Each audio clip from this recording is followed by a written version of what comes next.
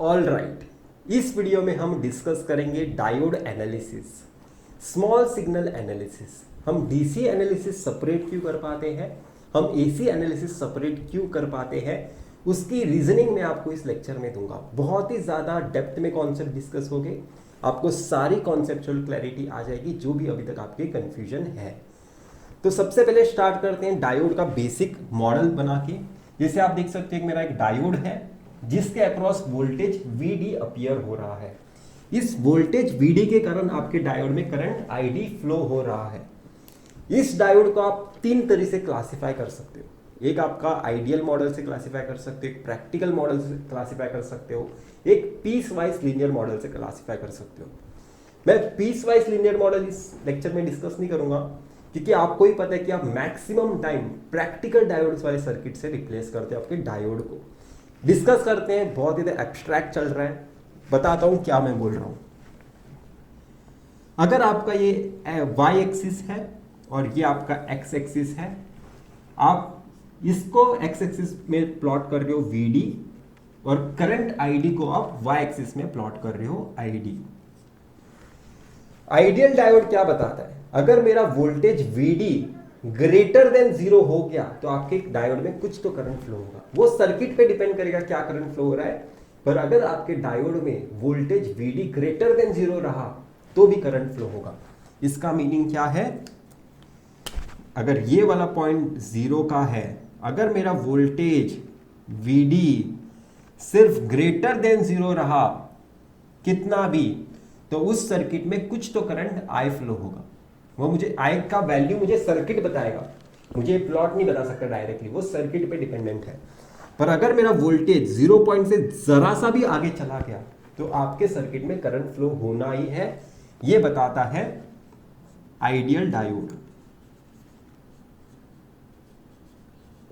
Practical diode क्या था, practical diode ये था, मुझे सिर्फ 0 वोल्टेज से ज्यादा वैल्यू नहीं चाहिए, मुझे 0.7 से चाहिए सिलिकॉन डायोड में, मुझे 0.3 से ज्यादा वोल्टेज चाहिए जर्मेनियम डायोड में। मैक्सिमम टाइम हम सिलिकॉन डायोड ही यूज करते हैं, इसलिए मैं सिलिकॉन डायोड का प्लॉट बना रहा हूं। यहां पे एक्स एक्सिस में आपको VD प्लॉट करना है और वाई एक्सिस में आपको ID प्लॉट करना है। अगर ये वाला पॉइंट 0 का था और ये वाला पॉइंट 0.7 का है तो प्रैक्टिकल सिलिकॉन डायोड का कैसा होगा ग्राफ, अगर आपका वोल्टेज 0.7 से बड़ा हो गया, मतलब ये इतने सारे ये रेंज में, अगर इसमें से आप कोई भी रेंज का वोल्टेज लगा दोगे 0.7 से ग्रेटर, VD अगर ग्रेटर देन 0.7 हो गया तो आपके डायोड में कुछ तो करंट I फ्लो होगा। ये क्या था, प्रैक्टिकल सिलिकॉन डायोड का ग्राफ या फिर practical model of diode. Practical model. मैं आपको एक क्वेश्चन पूछता हूं, मैक्सिमम टाइम आप सर्किट्स को इसी कॉम्बिनेशन से रिप्लेस करते हो, मतलब क्या है, अगर आपका डायोड फॉरवर्ड बायस हो गया, अगर आपका डायोड आपको पता चल गया फॉरवर्ड बायस है, तो आप मैक्सिमम टाइम देखोगे आप अपने सर्किट में डायोड को 0.7 वोल्टेज से ही डायरेक्टली रिप्लेस कर देते हो। शॉर्ट सर्किट आप बहुत कम बार करते हो, मैक्सिमम टाइम 0.7 वोल्टेज वाले ही सम आते हैं आपके लेक्चर्स में या फिर आपके प्रीवियस ईयर के बुक में। उसका बहुत ही इंपॉर्टेंट रीजन है, पीस वाइज मॉडल भी हम नहीं यूज करते मैक्सिमम टाइम, हम ये वाला ही मॉडल यूज करते हैं जहां पे वोल्टेज को एक डीसी सोर्स से रिप्लेस करना है 0.7 का। इसका रीजन है कुछ तो, वो हमें आगे का डिस्कशन बताएगा। ठीक है, अभी हम अपना लेक्चर स्टार्ट करते हैं ऑफ एसी एनालिसिस। अभी मैं आपके सामने एक सर्किट बनाता हूं और उसे हमें एनालाइज करना है। अगर ये आपका एक डीसी वोल्टेज सोर्स है जिसे मैं नाम दे रहा हूं V, जो ऑफ कोर्स एक ग्रेटर देन 0 वैल्यू है, V का वैल्यू ग्रेटर देन 0 है। अगर आप उसके सीरीज में एक डायोड लगाते हो और डायोड सीरीज में लगता है एक रेजिस्टेंस के, तो आप क्या बता सकते हो, अगर मेरा वोल्टेज V ग्रेटर देन 0 है तो आपके डायोड में करंट फ्लो होगा, आपके डायोड में कुछ तो करंट फ्लो होगा ID। अगर करंट फ्लो हो रहा है तो यहां पे कुछ तो वोल्टेज अपीयर होना पड़ेगा। जिससे मैं नाम दे रहा हूं VD से, जिसे मैंने नाम दिया है VD से। अभी थोड़ा यहाँ पे एनालाइज करते हैं। अगर मैं यहाँ पे इसे केवीएल इसे इक्वेशन में कन्वर्ट कर दूं, इसे मैं इसका केवीएल इक्वेशन लिखूं, तो केवीएल इस इक्वेशन कैसा लिखोगे? करंट ऐसा फ्लो हो रहा है तो लास्ट का डायरेक्शन पकड़ना है, लास्ट का डायरेक्शन पॉजिटिव था V। ऐसा करंट फ्लो हो रहा है, लास्ट का पोलैरिटी क्या है? माइनस, तो माइनस VD। करंट ऐसा फ्लो हो रहा है तो इसके अक्रॉस वोल्टेज ड्रॉप कैसा होगा? प्लस माइनस, मतलब ID इंटू आर, इसके अक्रॉस वोल्टेज ड्रॉप क्या होगा? ID into R. रेजिस्टेंस के अक्रॉस वोल्टेज ड्रॉप क्या होता है? I इंटू आर, तो ID into R minus ID into R equal to 0। यहां पे आपको देखना जरूरी है, इसे अगर मैं प्लॉट करने की कोशिश करूं, मैं प्लॉट कैसे करूंगा आपको बताता हूं। मैं इन दो वेरिएबल्स में इंटरेस्टेड हूं, वोल्टेज VD और ID में। उसका भी बहुत स्पेसिफिक रीजन है। मेरा वोल्टेज V और R में कोई रिलेशन नहीं है, ठीक है? मेरा वोल्टेज मेरे रेजिस्टेंस से कुछ डिपेंडेंट नहीं है। मेरा VD और मेरा V कुछ भी डिपेंडेंट नहीं है। मेरा ये वोल्टेज और ये वोल्टेज का कुछ भी रिलेशन नहीं है आपस में, इंटरनली और रिलेटेड नहीं है। पर मेरा वोल्टेज VD और मेरा करंट ID आपस में रिलेटेड है। वो क्या है? मेरा VD इस डायोड के अक्रॉस वोल्टेज है, मेरा ID इस डायोड के अक्रॉस करंट है, और इनका मेरे पास रिलेशन प्रेजेंट है पहले से, राइट? पीएन जंक्शन डायोड का इक्वेशन है मेरे पास। इसलिए मैं प्लॉट क्या करूंगा? इन दो वेरिएबल्स के रेस्पेक्ट में। तो ये कुछ ऐसा प्लॉट है, इसे मैं एक्स एक्सिस समझ रहा हूं, जो मेरा है VD वोल्टेज। इसे मैं वाई एक्सिस समझ रहा हूं, जो है मेरा करंट ID।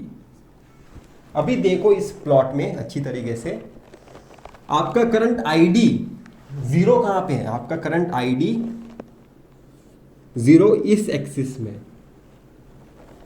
इस एक्सिस में टोटल आपका यहाँ पे 1 हो सकता है, यहाँ पे 2 हो सकता है, यहाँ पे 3 हो सकता है, यहाँ पे 4 हो सकता है। आपका ID मिली एम्पियर्स में होता है, ठीक है? और ये मिली एम्पियर्स में होता है, और ये वोल्टेज में होता है। आपका करंट यहाँ पे कुछ तो स्पेसिफिक वैल्यूज लेगा, पर इस एक्सिस में आपका करंट का वैल्यू 0 है। तो जब भी आपका करंट 0 हो जाता है तो ये वाला पूरा टर्म 0 बन गया। इसका मीनिंग क्या है? मेरा VD इक्वल टू V बन जाएगा। VD 0 की तरफ जाएगा तो VD इक्वल टू V बन जाएगा। मतलब जहां पे आपका करंट 0 है वो वाला पॉइंट क्या होगा? VD इक्वल टू V वाला पॉइंट होगा, ठीक है? अगर आपका मैं वोल्टेज VD वाला पॉइंट आपको बताऊं कि VD 0 कहां पे होगा? VD यहां पे कुछ तो स्पेसिफिक वैल्यूज ले रहा है, ये वाला एक्सिस VD का है, यहां पे उसकी कुछ तो स्पेसिफिक वैल्यूज है, पर इस एक्सिस में VD मेरा 0 है। इसका मीनिंग क्या है? अगर मेरा VD 0 में बताऊं तो आपको करंट ID की वैल्यू पता चल जाएगी। ID क्या होगा? V by R। ID अगर आप इस इक्वेशन को सॉल्व करोगे ना, जैसे मैं आपको सॉल्व करके बताता हूं, VD को 0 समझो तो V minus 0 minus ID R equal to 0। इसका मीनिंग क्या है? ID का क्या इक्वेशन आया? V by R when voltage VD equal to 0। मैं होप कर रहा हूं कि आपको ये दिखाई दे रहा होगा। ID मेरा क्या आया? V बाय R व्हेन मेरा VD equal to 0। VD equal to 0 कहां पे है? इस वाले एक्सिस में। तो यहां पे आपका क्या वैल्यू आ रहा है आपको? V बाय R, ठीक है? तो हमने दो पॉइंट्स पता कर लिए एक्सट्रीम। एक आपका ID 0 वाला, जो ये वाला पॉइंट है, और ये वाला पॉइंट क्या है? VD 0 वाला। इन दोनों पॉइंट्स को अगर आप ज्वाइन कर दोगे ना तो आपको इस लाइन का इक्वेशन मिल जाएगा। मैंने क्या किया? इनफैक्ट इस लाइन को ही तो यहाँ पे प्लॉट किया। इसे क्या कहते हैं? Load line. इसे हम लोड लाइन का नाम देते हैं। क्यों? क्योंकि हमने डायोड को एक रेजिस्टेंस लोड के अक्रॉस अप्लाई किया है, ठीक है? अभी यहाँ पे हम थोड़ा मजा करेंगे। कैसे करेंगे? मुझे पहले से पता था कि मेरा वोल्टेज और मेरे करंट के बीच में कुछ तो रिलेशन है। मुझे इन दोनों के बीच में का रिलेशन पता है क्या है, और उसका बीच में का रिलेशन क्या है? एक्सपोनेंशियल रिलेशन है। जैसे मैंने आपको बताया था, ये एक पीएन जंक्शन डायोड का आइडियल कैरेक्टरिस्टिक्स है। ये एक पीएन जंक्शन डायोड का आइडियल कैरेक्टरिस्टिक्स है।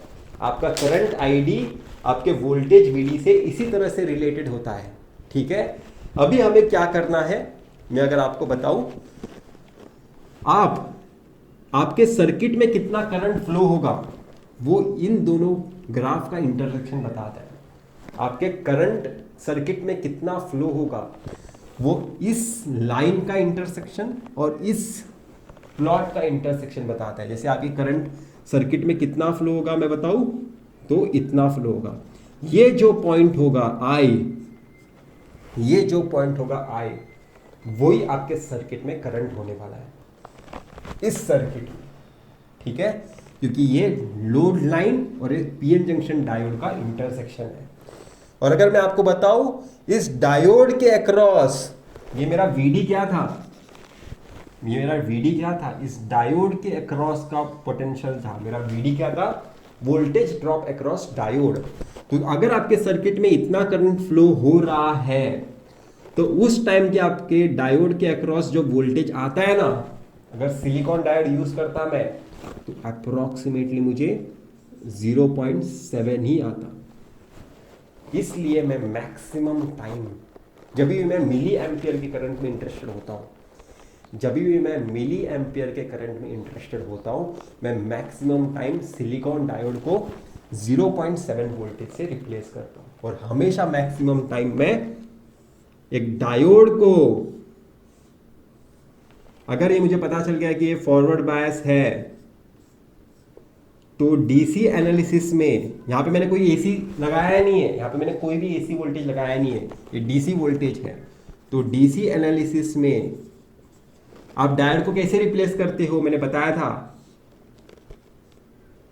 0.7 वोल्टेज से रिप्लेस करते हो। मैंने आपको रीजन बता दिया, या अपने डायोड को मैक्सिमम टाइम एक बैटरी से क्यों रिप्लेस करते हो, क्योंकि यही वोल्टेज पे आपका करंट मिलता है। आपके डायोड में जितना भी करंट फ्लो हो रहा है वो क्लोज टू 0.7 होता है हमेशा। तो क्यों ना मैक्सिमम टाइम सर्किट में 0.7 से हम उसे रिप्लेस करें। ये है हमारी थियरी, बहुत ही प्रैक्टिकल थियरी है। ऐसी आपको एक्शन में भी ऑब्जर्वेशंस मिलेंगे।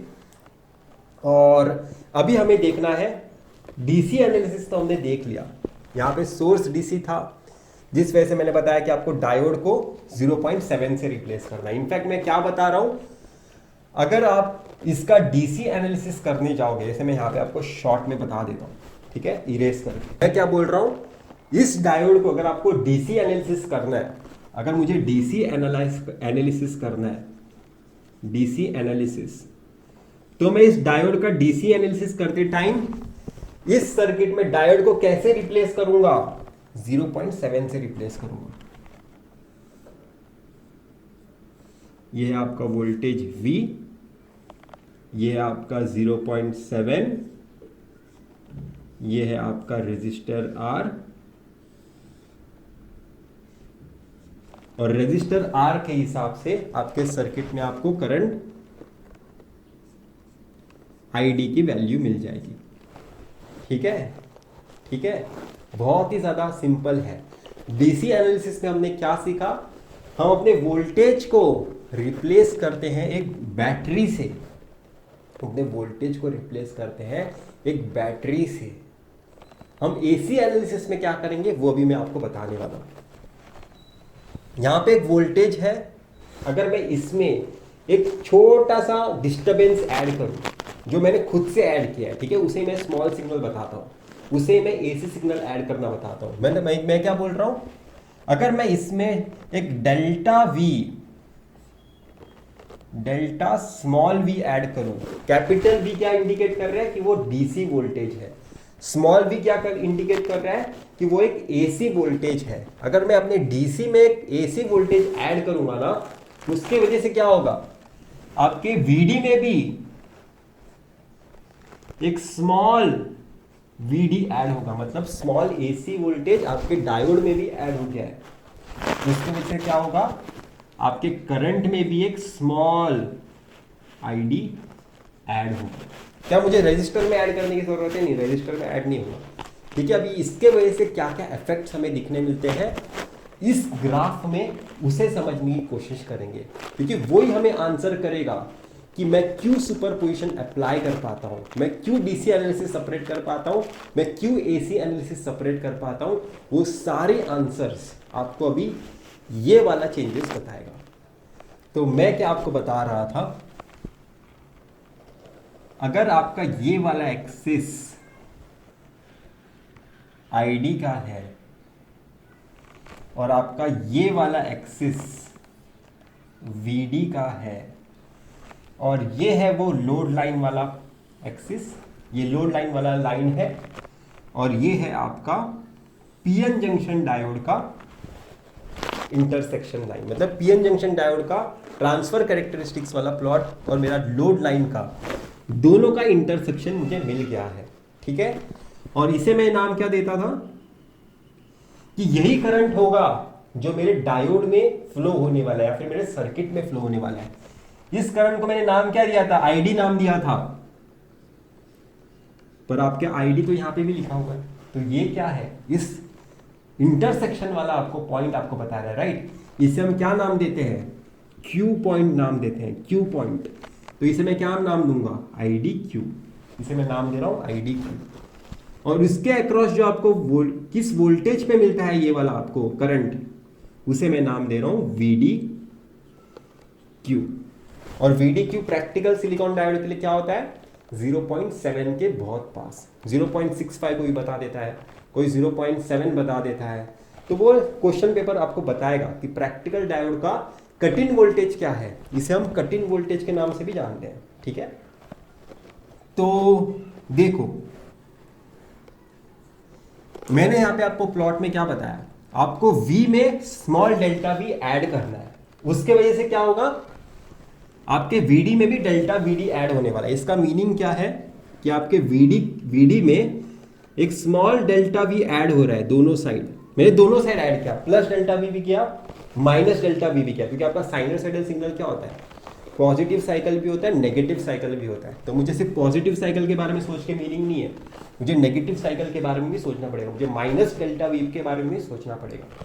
तो मैंने क्या किया, अगर ये वाला पॉइंट VD का है तो उसमें मैंने डेल्टा दोनों साइड ऐड कर दिया, प्लस डेल्टा और माइनस डेल्टा। उस वजह से क्या होगा, अगर आप ये इन दोनों पॉइंट्स को इस ट्रांसफर कैरेक्टरिस्टिक्स पे आईडी वर्सेस वीडी का पीएन जंक्शन डायोड का जो ये एक्सपोनेंशियल ग्राफ है उस पे इंटरसेक्ट करोगे तो आपको करंट कैसा चेंज हो रहा है डेल्टा आईडी वो दिखाई देगा। मैं बताता हूं कैसे करोगे।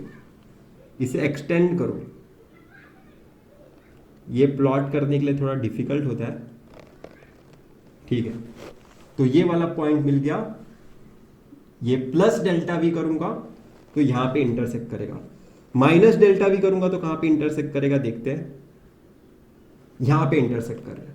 ठीक है, तो आपका आईडी क्यू ये वाला करंट है।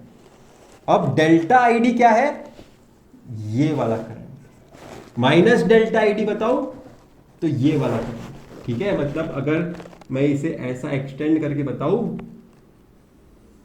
और इसे मैं अगर यहां पे ऐसा एक्सटेंड करके बताऊं तो मैं क्या बोल सकता हूं, अगर मैंने अगर डीसी वोल्टेज V में एक साइनोसाइडल स्मॉल सिग्नल ऐड किया, मैं सिर्फ प्लस डेल्टा V की बातें नहीं कर रहा हूं, अभी मैं क्या बातें कर रहा हूं, डीसी में एक साइनोसाइडल वोल्टेज अगर आपने ऐड किया तो उस वजह से क्या होगा, आपके VD में भी एक साइनोसाइडल वोल्टेज ऐड होगा। इसका मीनिंग क्या है कि आपने VD में एक साइनोसाइडल वोल्टेज ऐड कर रहे हो। इसके वजह से क्या होगा, आपके करंट में भी एक साइनोसाइडल वोल्टेज ऐड होगा, जो मैं कुछ इस तरह से दिखा रहा हूं। ठीक है, इसे ही कहते हैं एसी एनालिसिस करना। अब मैं आपको बताता हूं कि आपके एसी एनालिसिस अलग क्यों होती है और डीसी एनालिसिस अलग क्यों होती है।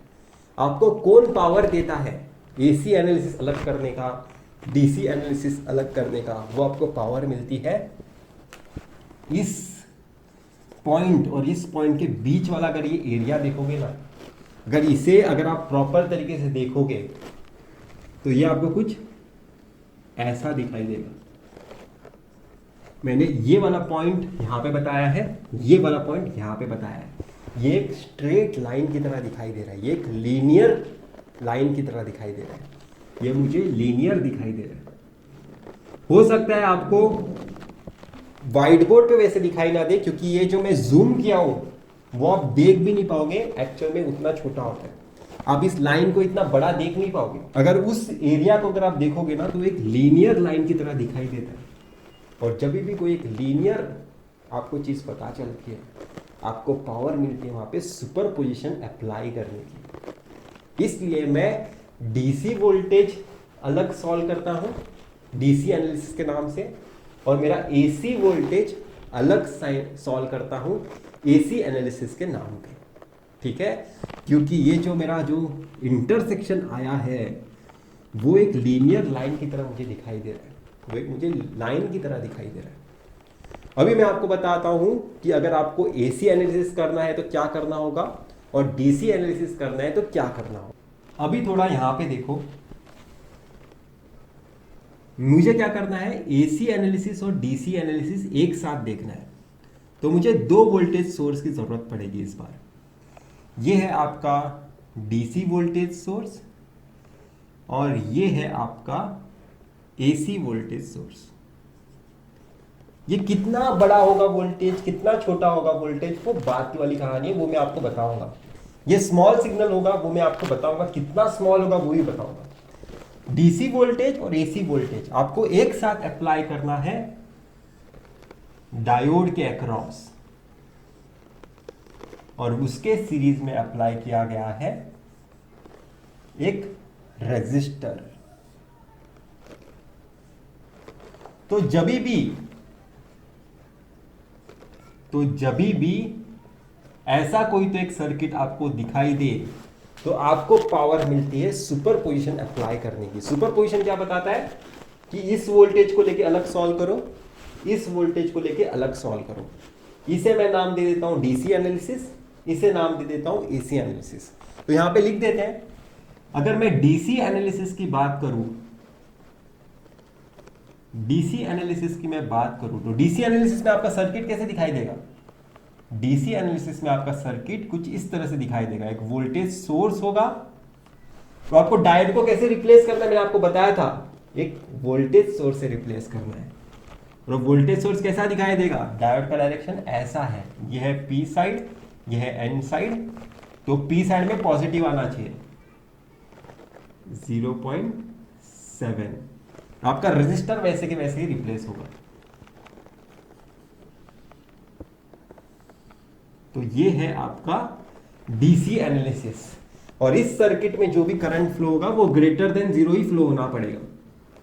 इस सर्किट में जो भी करंट फ्लो होगा उसे ग्रेटर देन जीरो ही फ्लो होना पड़ेगा, तभी तो आपका फॉरवर्ड बायस हुआ, तभी तो आपका करंट फ्लो हो रहा है, इसलिए तो आपने 0.7 से रिप्लेस किया है।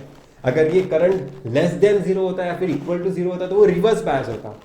उस केस में मैं ओपन सर्किट से बताता अपने डायोड को। हम सम डिस्कस करेंगे तो सारी आइडिया मिलेगी, पर मैं होप कर रहा हूं आपको मैं सेंस बना रहा हूं। मैंने अपने डायोड को फॉरवर्ड बायस मॉडल से तब रिप्लेस किया है जब भी current greater than zero flow हो रहा है तभी। ठीक है, ये याद रखना।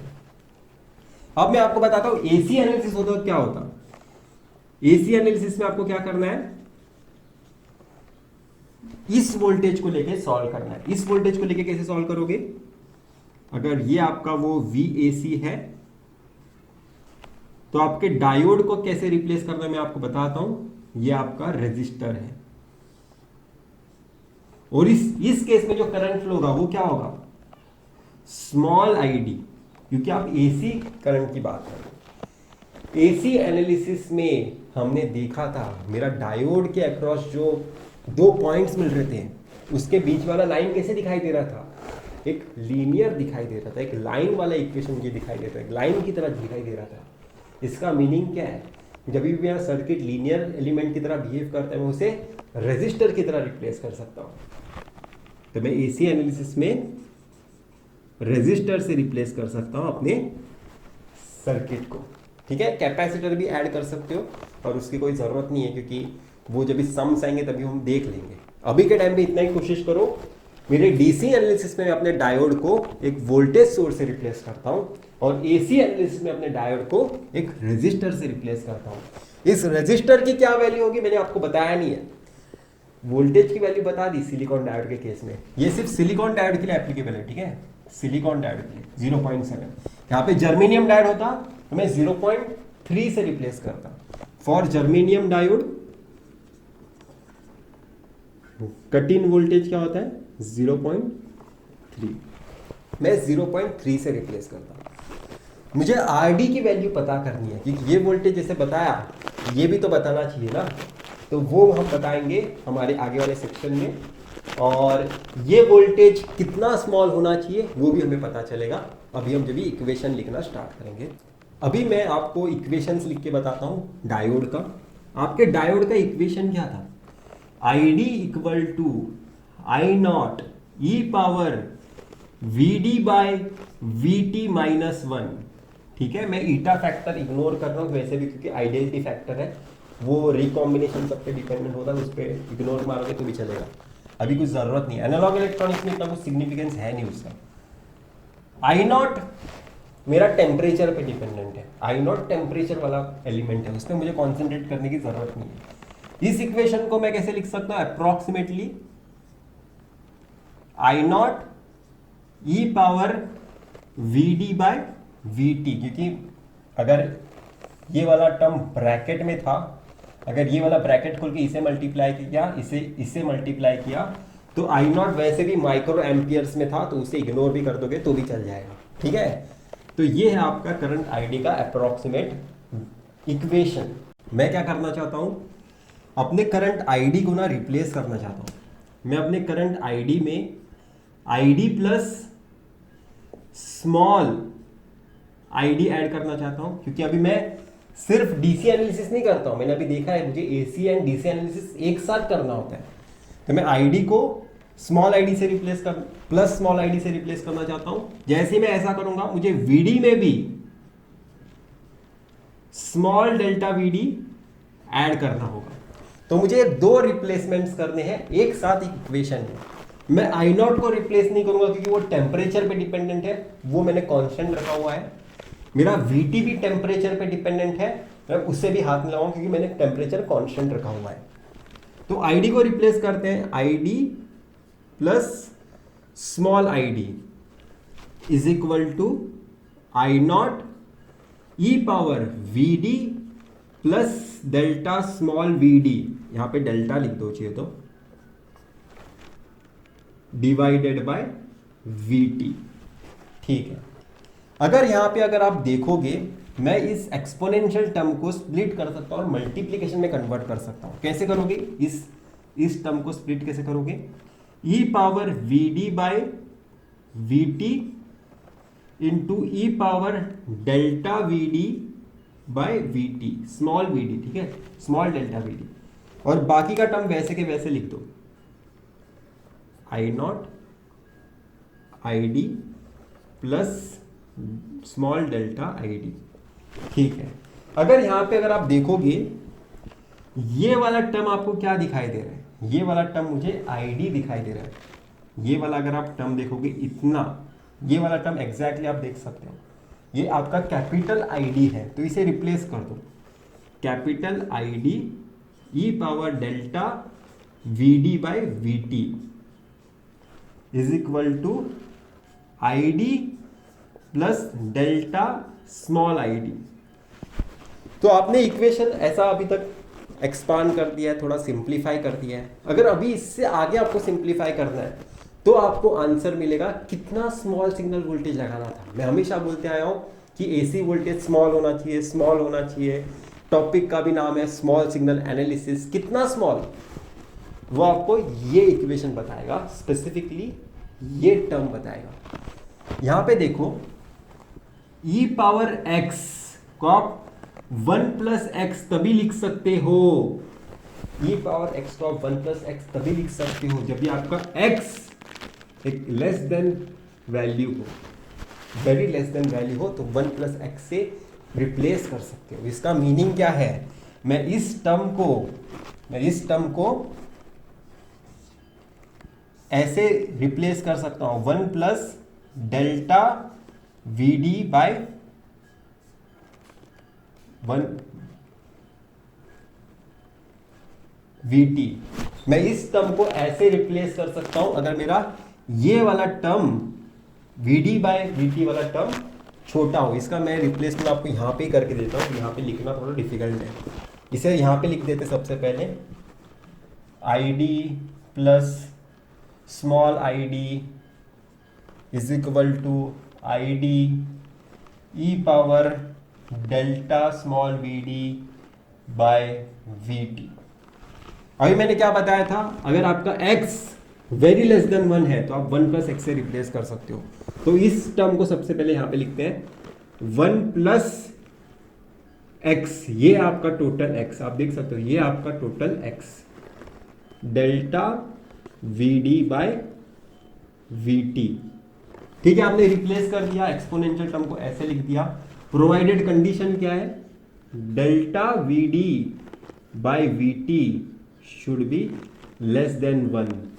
ठीक है, और इसे वैसे के वैसे यहां पे लिख दो, इसे ब्रैकेट में डालो। अगर आप इसे एक्सपांड करोगे, आईडी यहां पे चला जाएगा, आईडी यहां पे अंदर भी चला जाएगा, delta small V D by V T. अभी यहां पे ये इक्वेशन लिख दो नीचे, I D plus delta small I D. अगर अभी यहां पे आप देखोगे, ये आईडी और ये आईडी कैंसिल हो सकता है, ये आईडी और वो आईडी कैंसिल हो गया, और आपको इक्वेशन मिला क्या लास्ट में, delta ID small ID equal to capital ID into small V D by V T. ये क्या है, ये वाला टर्म क्या है, एक डीसी करंट है। ठीक है, एक डीसी करंट है। ये वाला क्या है, कांस्टेंट वोल्टेज है। ठीक है, अगर delta V D by delta I D करोगे, अगर इसे सिंप्लीफाई करके यहां पे लिखूं, delta V D by delta I D small I D, ये आपको क्या दिखाई देगा, V D V T by I D. ठीक है, और delta V D by delta I D क्या है, यही तो आपका रेजिस्टेंस था, यही तो आपका एसी रेजिस्टेंस था आर डी। ठीक है, क्योंकि मैंने क्या किया था आपको बताता हूं। आपने अपने डायोड को एसी एनालिसिस में क्या बताया था, आपने अपने डायोड को बताया था, जब भी मेरा एसी एनालिसिस होगा, या अपने डायोड को एक रेजिस्टर आरडी से रिप्लेस करूंगा, या अपने डायोड को एक रेजिस्टर आरडी से रिप्लेस करूंगा। कब, जब भी उसके अक्रॉस एक स्मॉल डेल्टा वीडी मुझे मिल रहा है, और उसके अक्रॉस जो करंट फ्लो हो रहा है वो स्मॉल आईडी फ्लो हो रहा है। तो इस वोल्टेज डिवाइडेड बाय करंट करूंगा, तभी तो मुझे इस रेजिस्टेंस आरडी की वैल्यू मिलेगी ना। तो वही तो मैंने यहां पे कैलकुलेट किया है, delta VD by small delta ID, ये क्या है, वीटी बाय कैपिटल आईडी।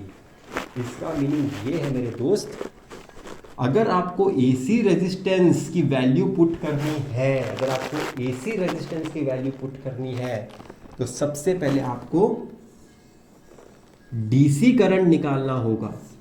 ये क्या है आपके सर्किट में का डीसी करंट। डीसी करंट कहां पे मिलता है, डीसी एनालिसिस में मिलती है।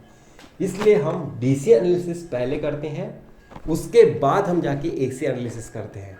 क्योंकि एसी एनालिसिस में जो मुझे आरडी यूज होगा, रेजिस्टेंस डायोड का रिप्लेसमेंट मैं आरडी से करता हूँ, राइट, एसी एनालिसिस में, उसमें मुझे कैपिटल आईडी की जरूरत है, जो है मेरा डीसी करंट।